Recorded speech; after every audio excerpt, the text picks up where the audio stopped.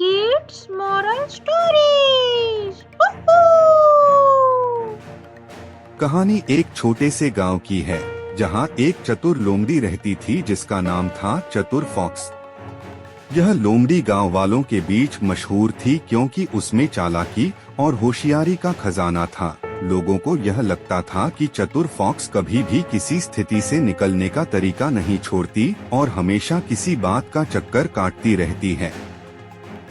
एक दिन जब चतुर फॉक्स गांव में घूम रही थी, उसने सुना कि गांव में एक बड़ा मौसमी परिवर्तन हुआ है। बारिश का समय आ गया था, लेकिन गांव वाले इस समस्या से जूझ रहे थे।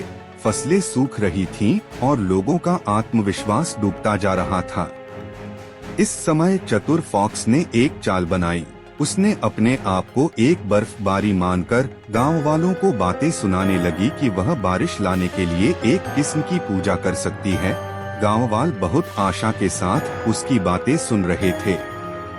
चतुर फॉक्स ने गांव वालों से कहा, मैं बारिश लाने के लिए एक विशेष पूजा कर सकता हूँ, लेकिन मुझे आपकी सबसे मूल्यवान वस्तुएं चाहिए। गांव वाले, जिन्होंने अपनी आस्था चतुर फॉक्स में रख ली थी, ने अपने सबसे मूल्यवान रत्न, सोने चांदी और संग्रह से लिए हुए धन संपत्ति को चतुर फॉक्स के सामने रख दिया।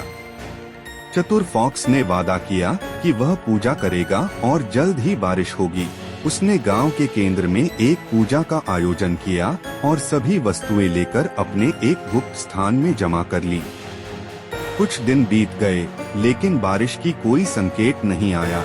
गांव वाले चिंतित हो रहे थे, लेकिन चतुर फॉक्स ने उन्हें आशा दी रखी थी और कहा कि वे थोड़ा और समय दें, बारिश जल्द ही होगी।